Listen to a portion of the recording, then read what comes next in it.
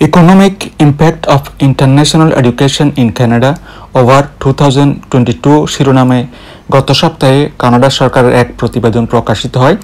এই প্রতিবেদনটি মূলত ইন্টারন্যাশনাল স্টুডেন্ট যারা এখানে পড়তে আসে তারা কানাডার অর্থনীতিতে কেমন অবদান রাখছে সেটার উপর একটা গবেষণা প্রতিবেদন, এবং সেখানে বলা হয়েছে কানাডার অর্থনীতিতে ওই বছর ইন্টারন্যাশনাল স্টুডেন্টরা 1.2% কানাডার মূল উৎপাদন অর্থাৎ জিডিপিতে অবদান রেখেছে।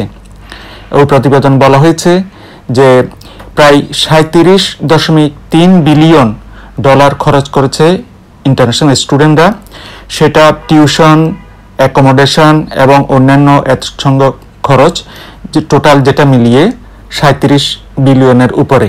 রোজেলিন কুনিন অ্যান্ড অ্যাসোসিয়েটস নামে একটা সংস্থা এই গবেষণা প্রতিবেদনটি বের করে, এবং এই প্রতিবেদনে বলা হয়েছে এই সময়কালে ইন্টারন্যাশনাল স্টুডেন্টরা যে খরচ এখানে করেছে সেটা কানাডার শ্রমবাজারে 2,46,310টি চাকরি সৃষ্টি করেছে, এবং এর আগের বছর 2022 সালে কানাডার অর্থনীতিতে ট্যাক্স রেভিনিউ ইনকামও তারা বড় অবদান রেখেছে, যেটার মূল্য দাঁড়িয়েছে 7.4 বিলিয়ন ডলার।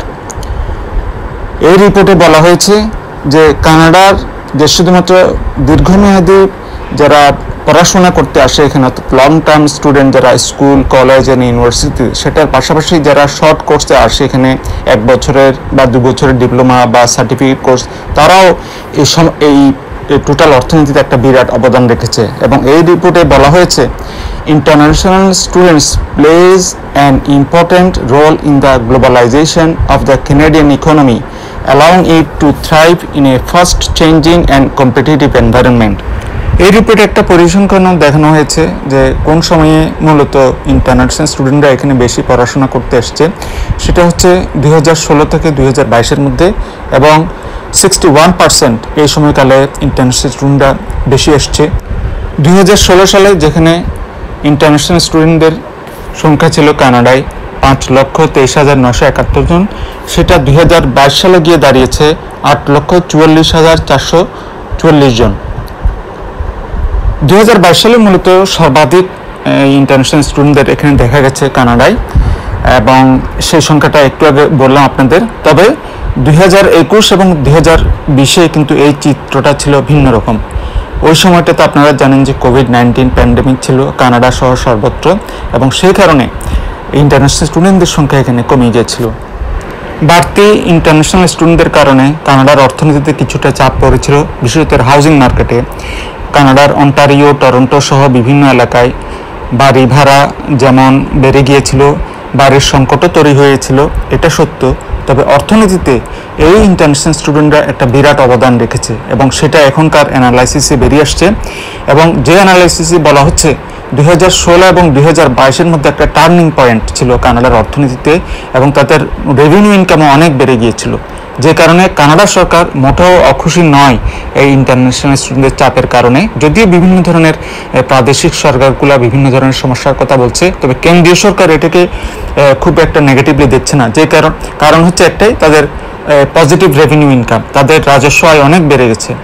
এবং এই গবেষণায় বলা হচ্ছে 2016 সালে ইন্টারন্যাশনাল স্টুডেন্টরা কানাডায় 15.5 বিলিয়ন ডলার খরচ করেছে বিভিন্ন ক্ষেত্রে, বিভিন্ন খাতে, এবং সেটা ক্রমশ বৃদ্ধিমান ছিল 2022 পর্যন্ত। তাই এই সংখ্যাটা ঊর্ধ্বমুখী ছিল, এবং 2022-এর যে ফিগার সেটা হচ্ছে 37.3 বিলিয়ন ডলার এই ইন্টারন্যাশনাল স্টুডেন্টরা এখানে কানাডায় খরচ করেছে, যেটা পরিসংখ্যানগত দিক থেকে বলা হচ্ছে 15.7 বৃদ্ধি প্রতি বছর।